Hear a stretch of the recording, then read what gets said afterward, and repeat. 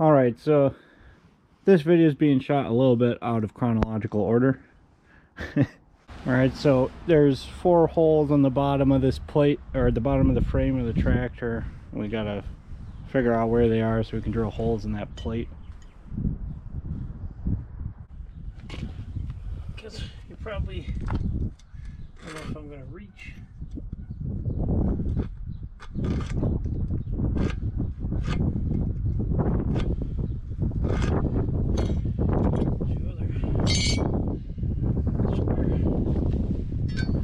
Because you got to be in here, I think, right?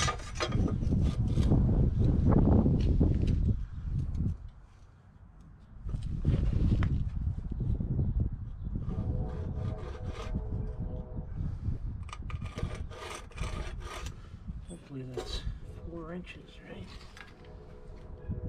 So 4.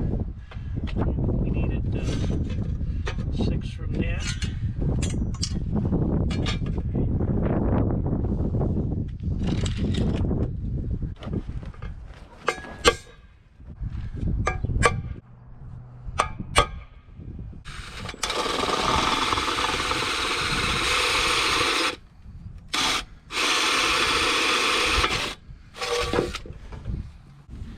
There, yep.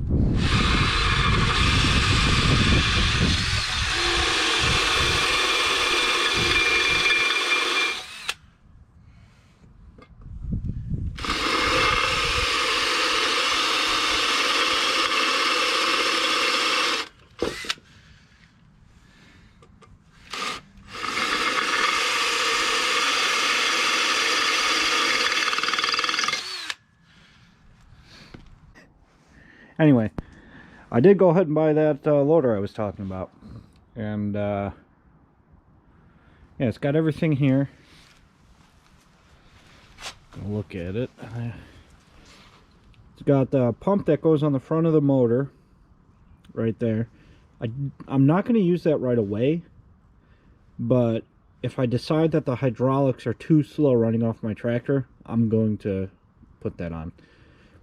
I'm probably going to decide that, but one of the reasons I don't want to use it right now is because it will be more fabrication to try to use that.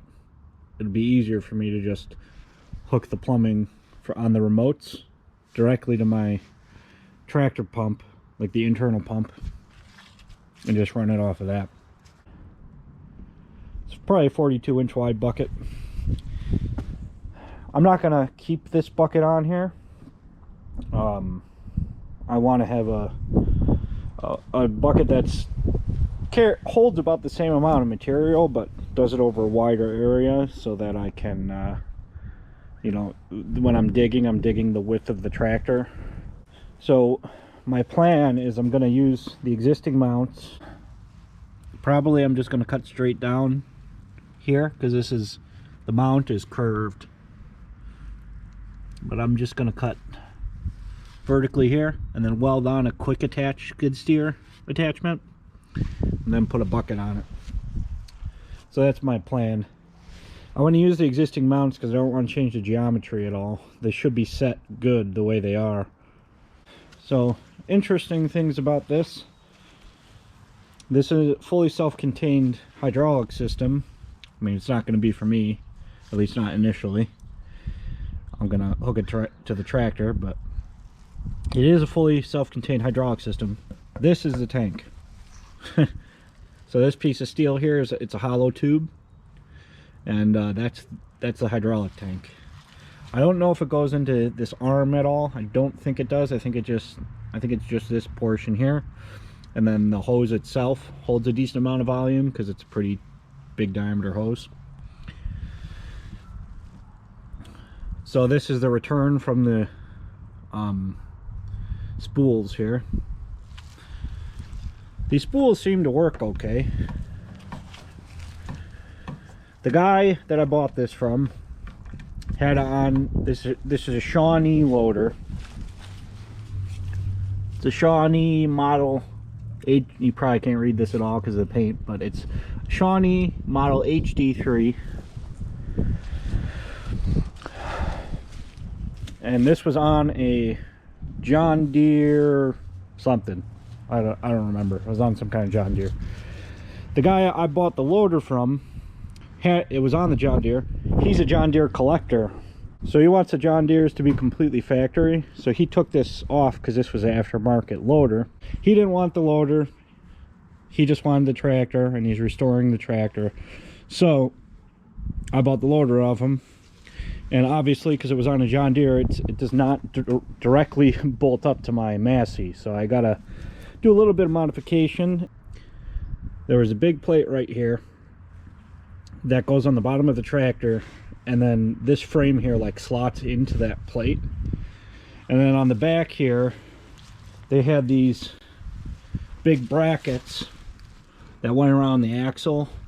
The John Deere had a square axle, so these things bolted onto the axle, and then those bolt holes there made it up to the bolt holes on this thing. We're not going to use that setup because those things won't go on my axle. So we're going to use the Massey way of attaching, which you just put two brackets, L brackets, under the axle, bolt them on, and then I have to figure out how I'm going to attach this to that still. So I'll show you what we got. I gotta put more lights in here. This is an extra parking brake for my dump truck. Don't need that right now. Those things are apparently extremely expensive, and that came with the truck when I bought it.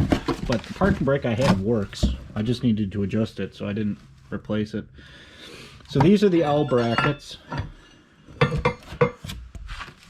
And my tractor had stabilizer bars on them, so it already had L brackets for the stabilizer bar. So basically what it was, and it was actually this. So that's for the stabilizer bar. This bolts under the axle, and then this hole here is for the stabilizer bar that connects onto the under the axle, then goes out to the 3 points. I haven't had the stabilizer bars on recently, which honestly I probably should have for some of the digging I was doing, but I didn't put them on. But we, instead of having that short bracket, so this is the one that actually matches this red one. They're symmetrical, so, or you know, opposite, whatever. They're mirrors of each other. So this bracket is replacing this one. This one also had a crack in it, so it's a good thing we replaced it. So that bolts on like this. This is the back of the tractor, that's the front of the tractor. So stabilizer bar goes to here, to the back 3 point, just like it used to. And then we have an extension of more angle all the way out. And then, so this is going to stick out the front of the axle, and this is what the loader arms are going to get bolted to. So this is going to bolt on. You see those two bolts right there? They're already loose because I took the other one off. That's going to bolt on just like that. And then we're going to have some way of attaching the loader arms to this bracket. We'll have to figure it out when we get around to that. And then I got the front plate. I'm probably not going to be able to lift this with one hand. Yeah, I can't lift that with one hand. That is, you know, pretty hefty piece of steel right there. Alright, so this is the front plate. We drilled these 4 holes in, and those bolt up. There's holes on a Massey Ferguson 35 and possibly other models, I'm not sure, but on the 35 there's 4 bolt holes under the frame, directly under the radiator and fan and everything, and the axle. There's 4 bolt holes there that are for mounting loaders or whatever front attachment you need to mount, like a push blade or whatever you're doing in the front. So this plate's going to bolt under there.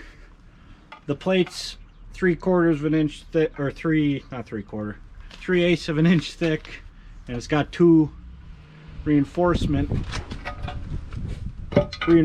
rails on the bottom. I'm hoping this thing will stand up to what I'm doing to it. These rails are not continuous weld, so I might come back, clean this up, and continuous weld these rails. And then on the other end of this, that frame slots right into here. And as far as I can tell, there's no bolts that hold it on. It just slots in, and that's what holds it. So I gotta tap some holes on the bottom of my tractor because they're filled with dirt, obviously, from being on the bottom end of the tractor like that. Then I'll get the jack and jack this up and zip in these bolts. Also, we need another bolt. I had 3 that actually came with the loader. Even though obviously the guy that was giving me the loader didn't know I was doing this or knew I needed these bolts, but these bolts must have been used for something else on the loader before, so he just had them in the box. So this bolt obviously did not come with that.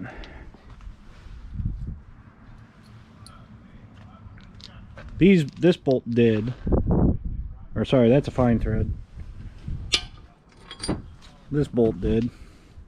So that bolt came with, and then this is was just a cut-off stud my dad had laying around. We were looking for bolts like this, but we didn't have any that were the right length. We had a bunch that were this size, but they were like way too long.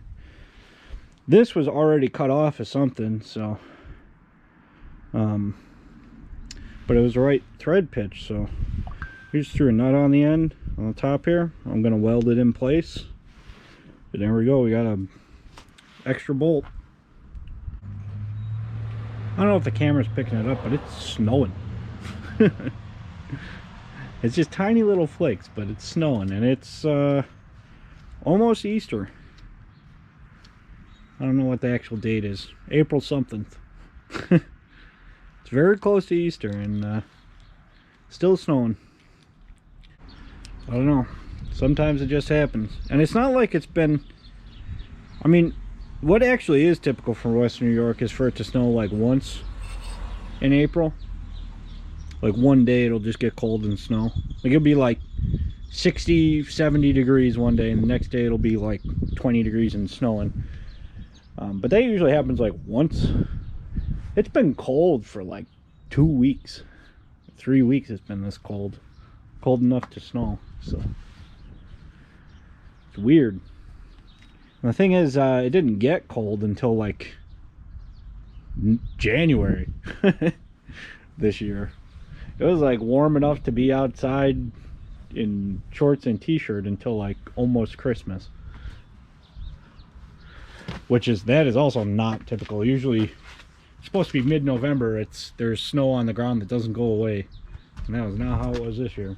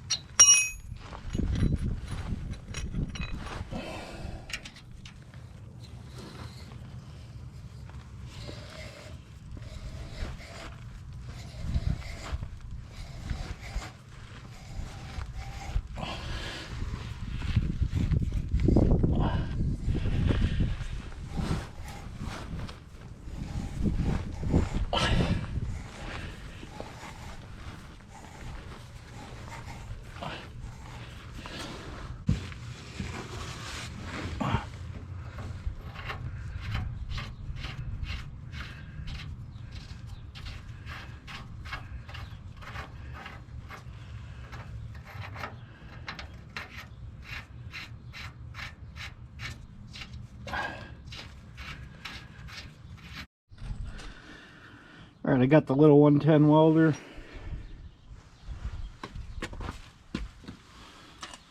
Try to weld this as hot as I possibly can.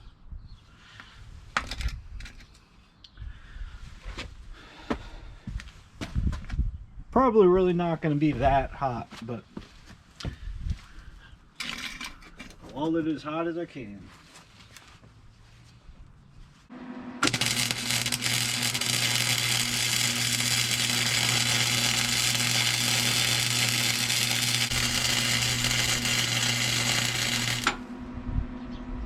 I thought I had a slag hammer here.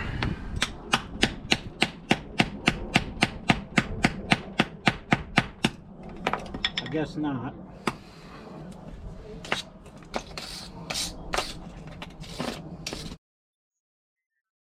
I mean, that's how it is. Pretty hot.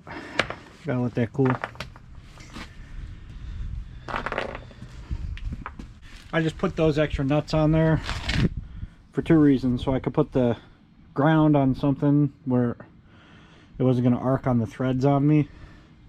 Then also I didn't want any slag getting on the threads, so I just covered the whole thing in nuts to protect it.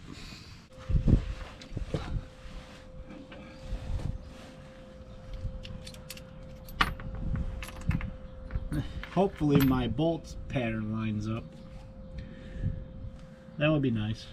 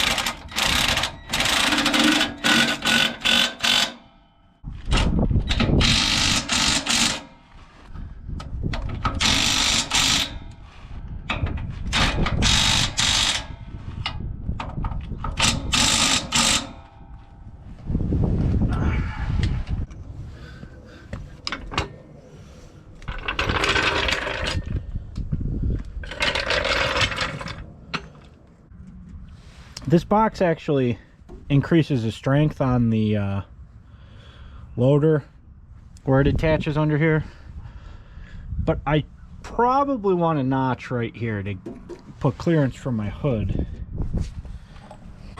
Let me show you why.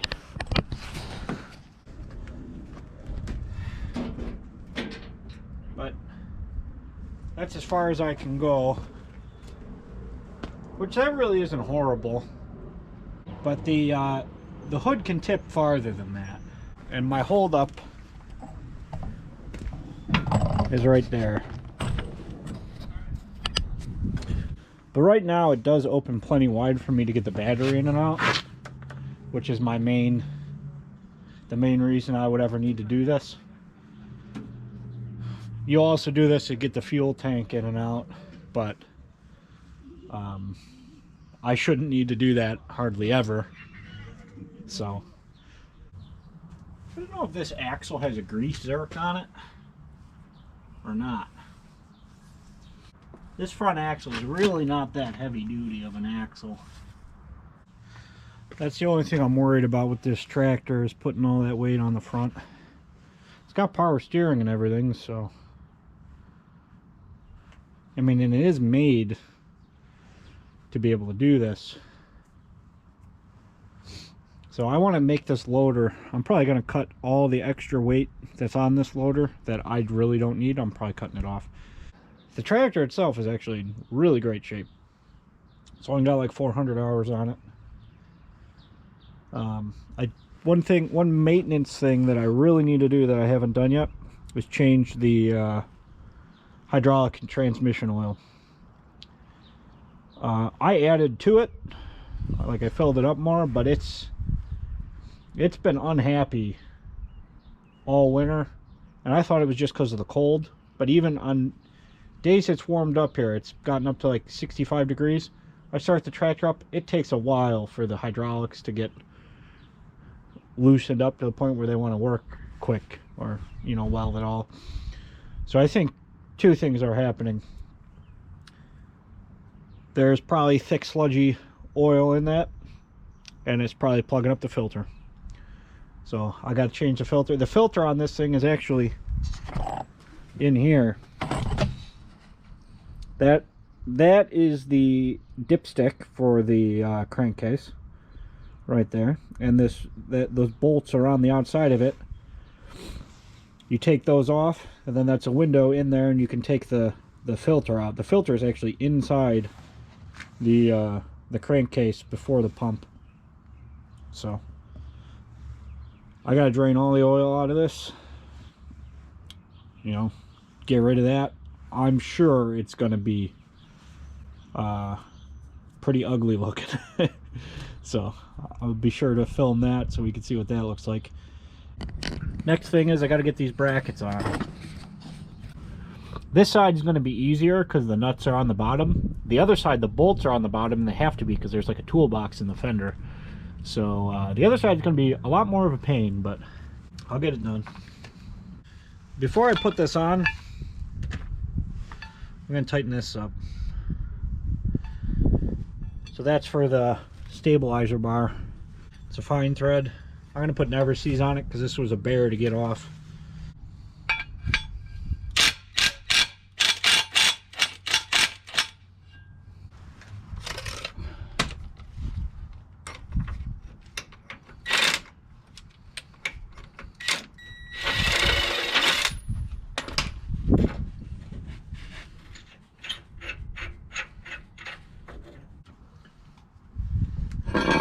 Hopefully these line up.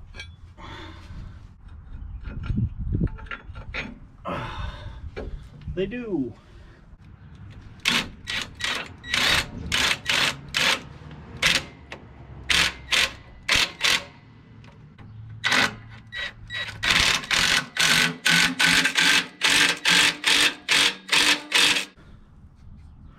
Now that mount bracket will always stay on the tractor, even when the loader is not on the tractor.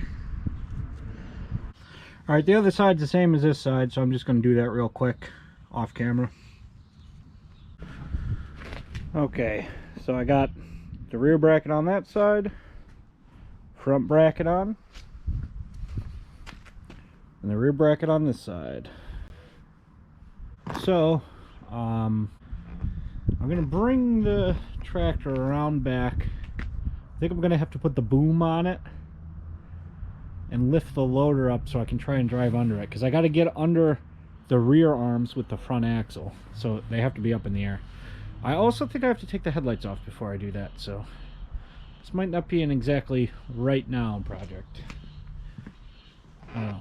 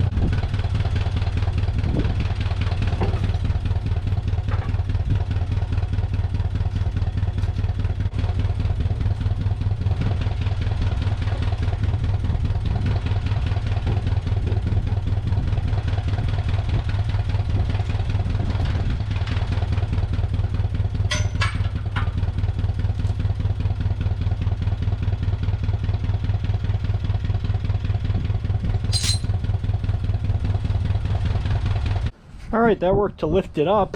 I don't know how easy it's going to be to lower it down, because I'm going to have the tractor under there, so I obviously can't use the tractor to lower it. This is why it's really nice to have two machines on site wherever you are. That way you can use one machine to put the other machine together. But so right now it's chalked up because of this. I just put a piece of steel channel iron in there, C-channel, and that holds the loader up so that it tips forward and it sits like this. So now what you have to do is I have to drive in, get my wheels under there, and then lower this whole thing down. I think the safest thing to do is actually put a jack under the front bucket. No, that's not going to work that well. What I'll have to do is throw a ratchet strap around here to hold this together tight, and then I can jack up the front bucket, and it should tip the whole thing. Then I got to lower it down somehow though. Complicated. Somehow it's going to work, but for now the loader's up. Now a couple things I need to do before I can put the tractor under there is I'm going to disconnect that main hose, which means I'm going to pour a lot of hydraulic fluid out. I know that this stuff has hydraulic fluid in it. Well, first of all, the guy told me he didn't take it out, so it should still be in there. And also, if you saw, I had to adjust when I picked this up. The loader only went so far, so it only traveled where it had air in the cylinders, but so there is some air in the cylinders, but it wouldn't go past a certain point. I had to relieve the hydraulic fluid using the remotes.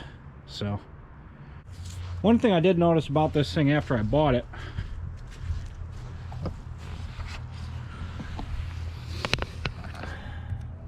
this is supposed to be a pin, and they replaced it with like a 5/8 bolt. It's supposed to be like a 1 inch or an 1.25 inch pin. It's got a 5/8 bolt in there, so that's not going to hold grease, and it's going to wear out everything. So I have to get the right size pin for this. Hopefully it hasn't been like that for too long. I got to get the right pin for this. Make sure that there's Zerk fittings on here. There should be a Zerk fitting on this thing somewhere that I can you know, give that a good greasing and stop this pivot from getting worn out. If you just put an undersized pin like that in there, this thing's going to wear out pretty quick. I haven't checked to see if all the fittings take grease or anything yet. I'll do that after I get the whole thing mounted to the tractor, and I know that I'm going to use this loader on my tractor. Then I'll get around to getting everything greased up. The chrome looks pretty good. It's a chrome. Now, this is a very old loader. You know, this is probably a 70-year-old loader. So it looks like they did get some overspray on here, but the travel must only go this far, because there's overspray up here from when they painted. So this loader used to be yellow. You can see over there, in here, and that stuff over there. It used to be yellow. They painted it green because they put it on a John Deere, and I think I'm gonna paint it red. I could leave it green, but having John Deere green on a Massey Ferguson just looks bad. Looks like a Christmas tractor. Alright, so I'll get that line disconnected and take the headlights off my tractor. Alright, I filled the bucket with heavy stuff. I modified the hydraulic so I could plug a remote in from my tractor. I don't have the return lines ready, so the return is just going to send to the tank on the loader for now, but I'm fine with that.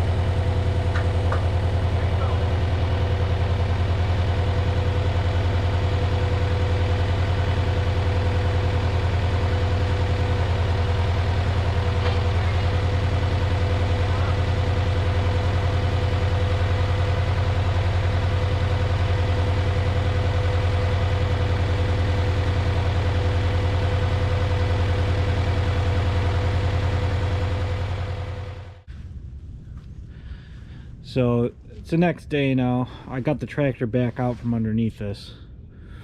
I think I have a better idea of how to load the tractor now than I did then. I mean, basically this is what I should have did to begin with, was get the whole thing up like this. Having the back end way up in the air like that was a problem because it wouldn't swing down.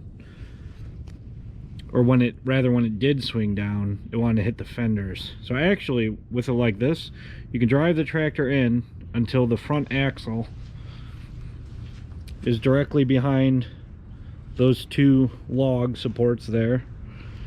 You can get it in that far, and then you can put the farm jack under behind the axle, take out the blocks, and drive the rest of the way forward. So pretty much this is how you would want to you probably could do this pretty easy.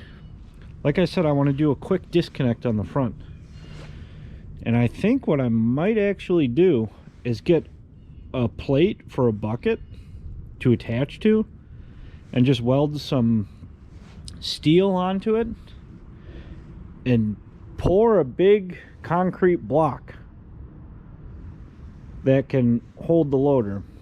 So I'll have to figure out exactly what amount of weight I want that concrete block to be, because when the loader is actually attached to the tractor, I want the tractor to be able to pick up the block and move it around. But when I have the bolts disconnected in the back, I want the block to weigh enough so that so that it can support the weight of the whole loader. I don't know if there is a weight that exists that fits both those criteria at once, because the front axle, the limiting factor would be the capacity of the front axle of my tractor. But if I did have a block that I could connect the loader to, basically you just take the bucket off and then you hook to this big block counterweight. You could leave the hydraulics hooked up for a minute, disconnect the loader itself, back up enough to get that out, and the whole loader would just stay right where it was, because all the weight is being taken up by the block in the front. And then you could back up as soon as you get far enough out that this is out of the slot in the front. Then you could raise the rest of the stuff so that your axle will fit under here, and then you could just drive all the rest of the way out. And then what I would probably do is, just like I have now, I would put supports underneath and then lower the hydraulics down to put the weight back on this. So what I determined, this from here to here, this needs to be cut 8 1/4 inches shorter to the face. So I need to have enough room for this plate, so it's going to be 8 1/4 plus the thickness of this plate. So I'll have to measure that, because I'm going to weld this plate back on as a cap, and then I'm going to take this plate off. It's welded top and bottom, the sides are not welded, so I just need to grind out that weld, grind out the bottom weld, and I can hammer this plate off. Should come right off. And then I'm going to turn that plate 90 degrees and weld it on the back and get rid of this. So this is the return line right here for the spool. It's currently going down to the loader tank, and I'm just going to come off of that and go direct to my tractor. So this is fluid in pressure. That I got a quick disconnect here for my tractor already. I'm just going to throw a quick disconnect on this side and get a hose together.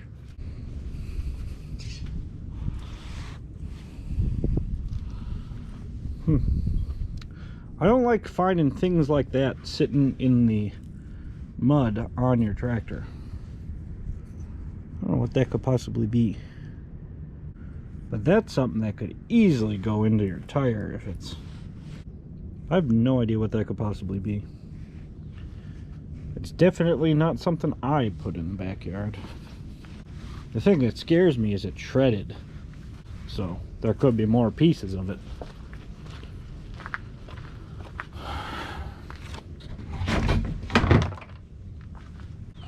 Anyway, so what I need to do,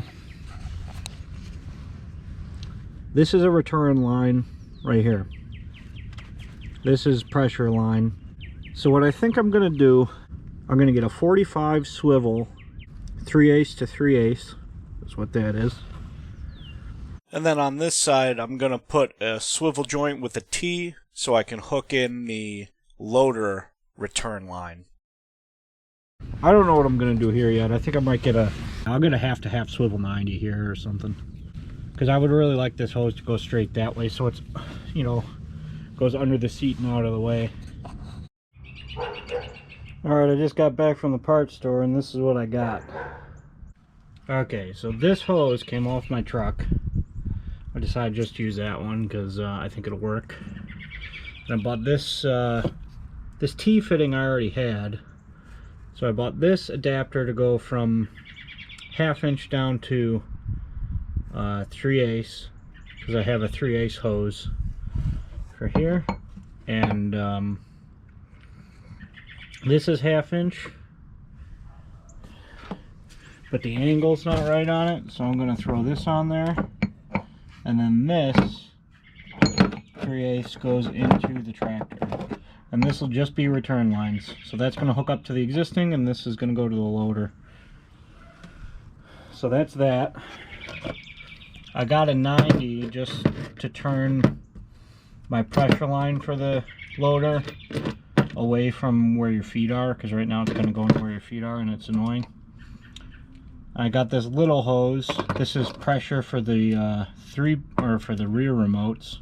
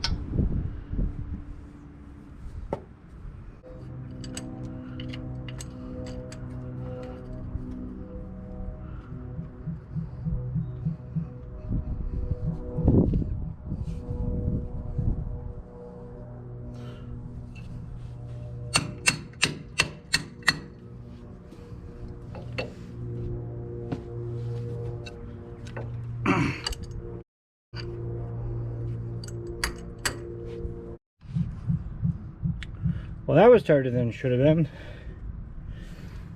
It took a lot to get that off.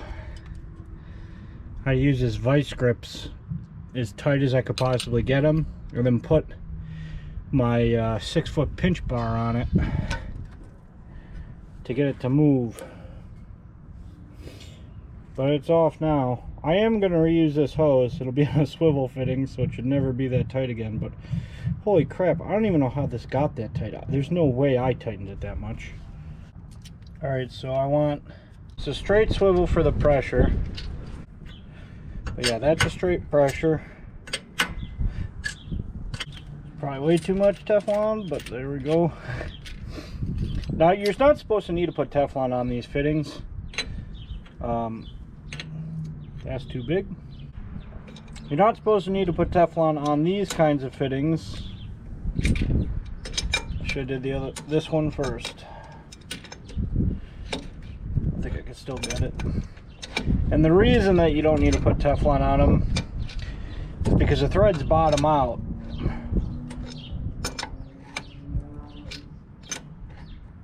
And so there's no place for the fluid to get through. They're a higher precision thread than your typical pipe thread. Well, they're supposed to be. Sometimes they just put regular pipe thread on these. Depends. So I just always put Teflon on whenever I'm doing a pipe thread, just to be safe. This thing has Teflon on it because it was used in a different spot before. Teflon's going to do you nothing on these swivel fittings, because all of the all the sealing is done in that cone in there.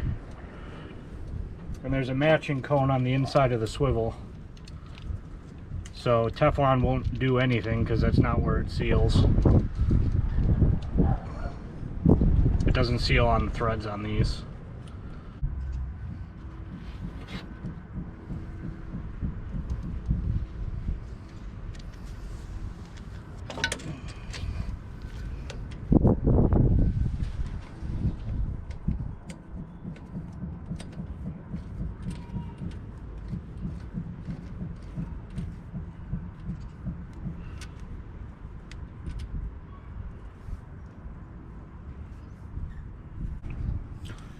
All right, so I got that in there, turned around.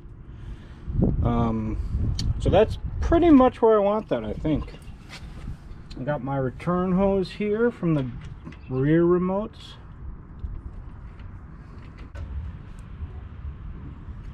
Well, that one's tight. Now I gotta tighten up that.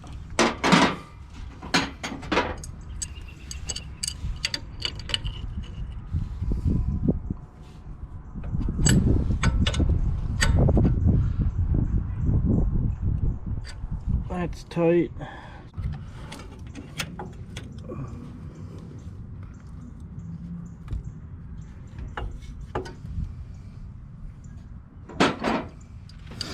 This hose is actually swivel on both ends.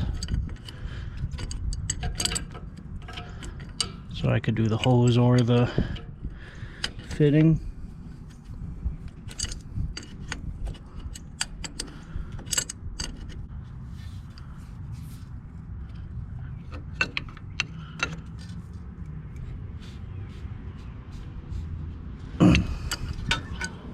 There we go. That's all set. There's clearance here behind that. Not that any of that stuff moves, but it's always good to have clearance. Alright, so that should be the plumbing done.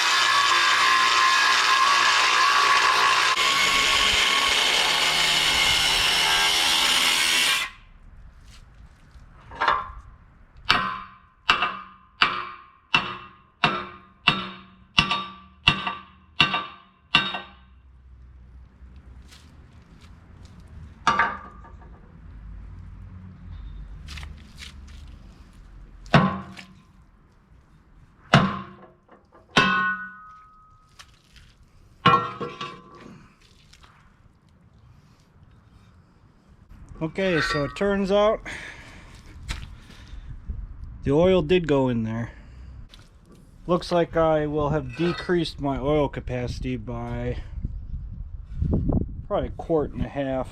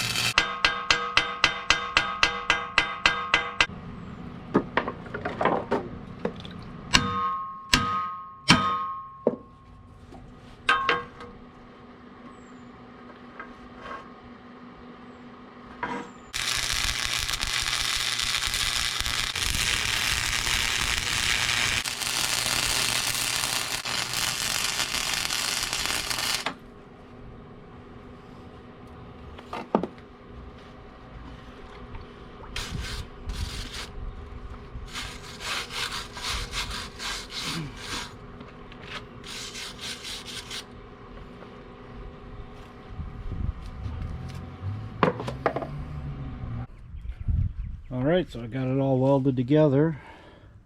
I got way more penetration on this one than that one.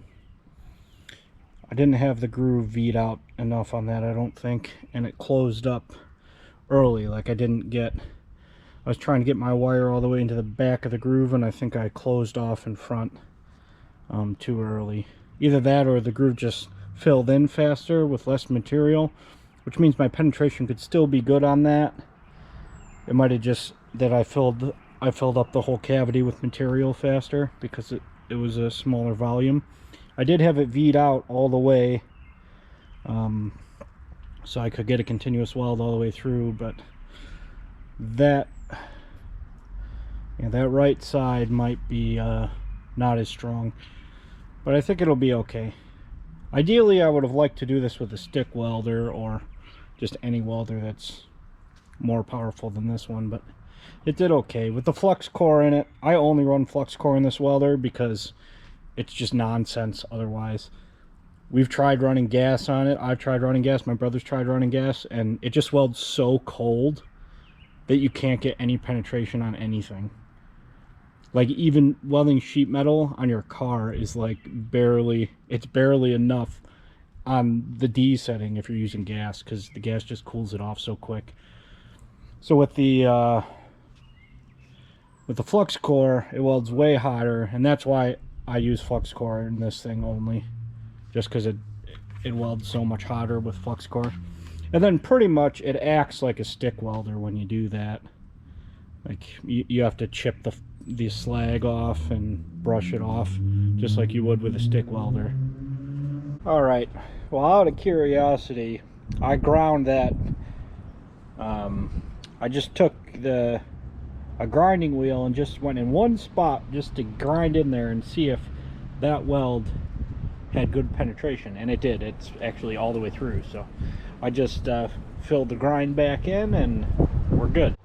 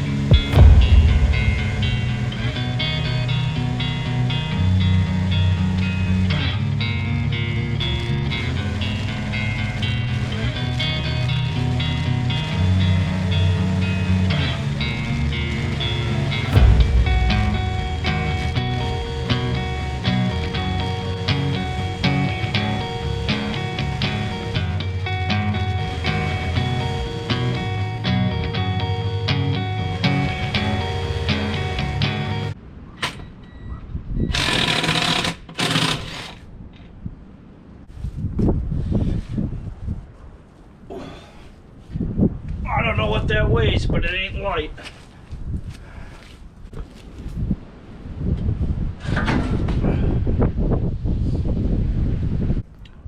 Alright, so let's see if that was enough that I can get a little bit of flotation or something.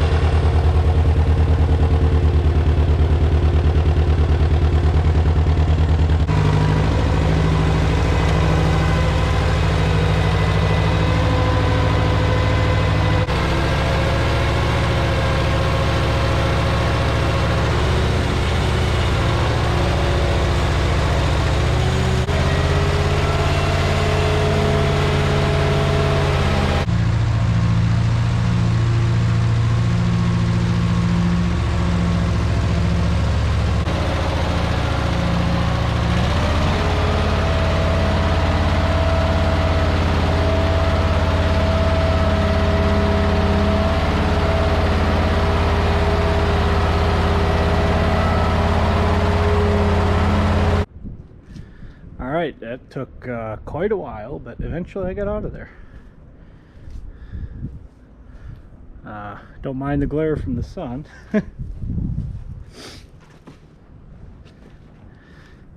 So this is a set of tracks I already had in here that I drove through when I was getting the loader positioned here to begin with. So as soon as I got my tractor into there, I was good. I actually had a little hard time steering up there, but that was because I had my foot stuck on the positive traction. I couldn't get my foot off the positive traction because of where the hose was and the fact that the mud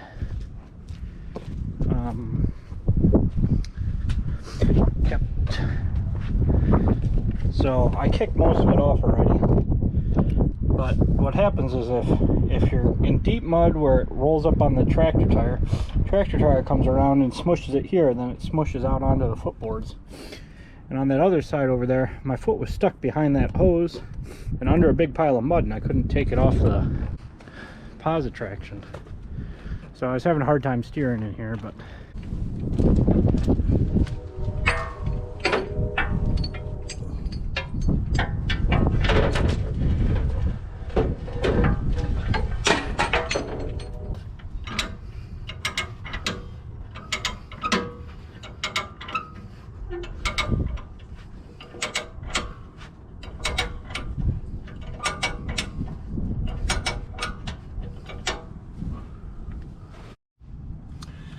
alright, I got the loader pushed as far back as it'll go on the tractor. So this is where I need to mount on here. I got vice grips holding it at the height I want it on both sides. I'm gonna reuse the rear lower hole there in this plate. So I just scored it with a nail to transfer it to the other side. So I'm gonna have to take off that bracket off the tractor. The reason is I can't fit this drill. It's too long to fit with my cordless drill here. I won't be able to fit both of them in between that and the transmission. I think I can fit. I just put this bit on. Hopefully this is gonna fit. Yeah, that's barely gonna fit. I might have to even go with a shorter bit than that. Nah, that'll work. Alright, so what I'm going to do is I'm going to drill straight through both brackets. So what I'm going to do is drill this hole, then take off that rear bracket, drill it out to the right size, and then also drill the rear hole in it. Then while I have that off the tractor, I'm actually going to lower this frame down because I can pivot this frame. So I'm just going to lower it down lower than the tractor and then drill it by hand with this drill bit from underneath, so that the drill is lower than the transmission. So that'll work fine, I think. There's no way to move this bracket like that, so I just gotta take the bracket off.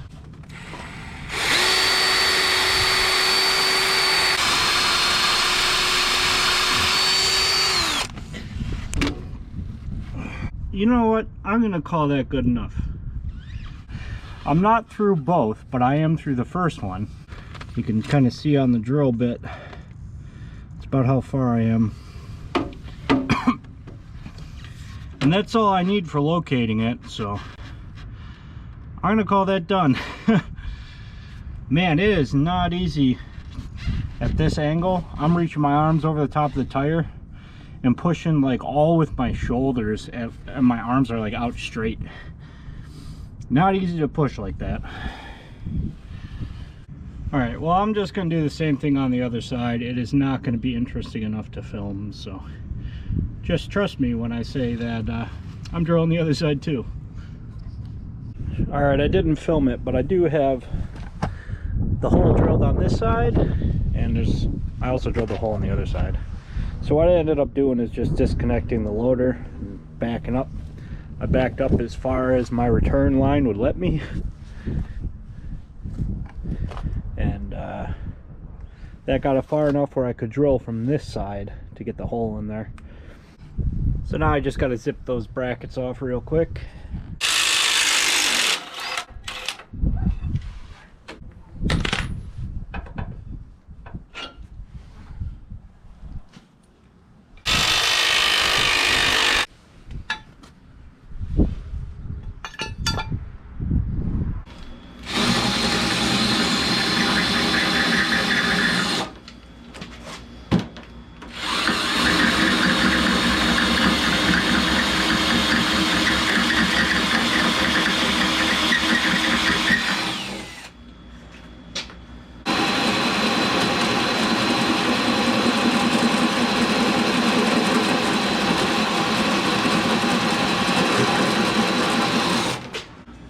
Alright, so that was the weird one that I had to offset. I think I got it pretty much where I want it. And that was the other one I drilled, so there we go. We got 2 holes.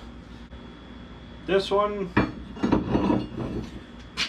I believe I have to drill both.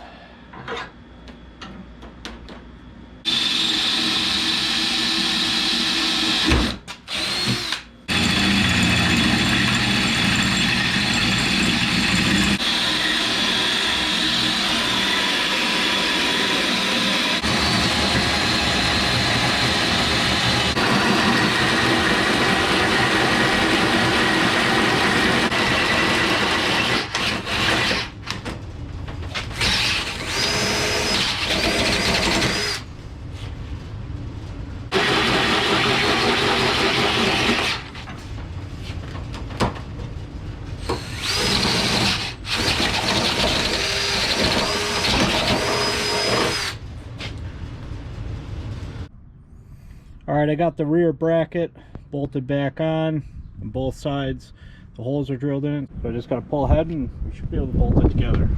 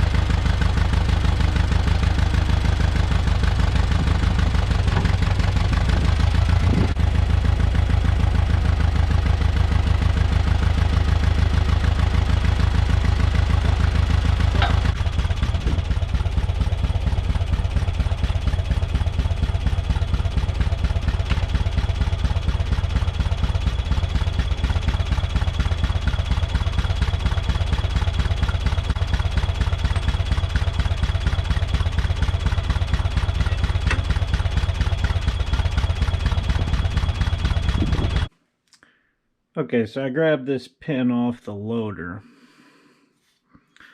So I need basically a duplicate of this. So the way these work is they're bolt-on.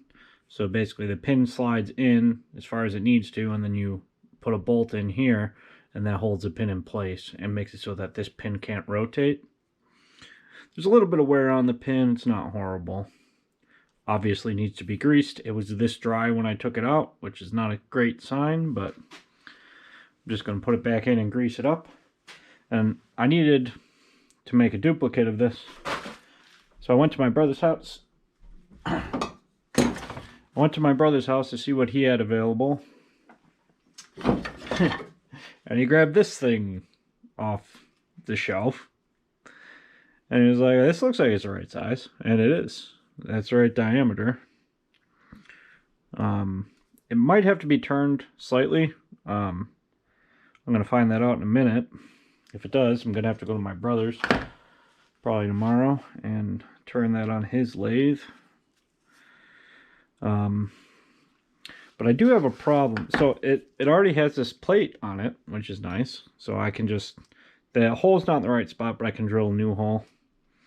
So I already have the retainer plate, but I just went out and looked at the tractor, and the reason the other one is not in there, and it's a shame because somebody probably has this pin still, but the reason it's not in there is because I went to take it off and they broke the head of the bolt off, and so then the pin can't be retained anymore. I can extract that bolt. I'm confident that I'll be able to do it, but I don't want to bother right this second. I want to be able to use my tractor right now. So what I'm going to do, since this shaft's already way long anyway, it's way longer than I need, I'm just going to drill a hole in it way out here and put a bolt through it with a washer to retain it.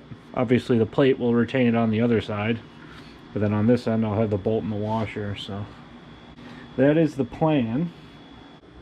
Would definitely be a lot easier to do with a drill press. Even a drill press, not super easy because the shaft is round, but enough hits with a center punch should convince the drill bit to want to actually drill through it.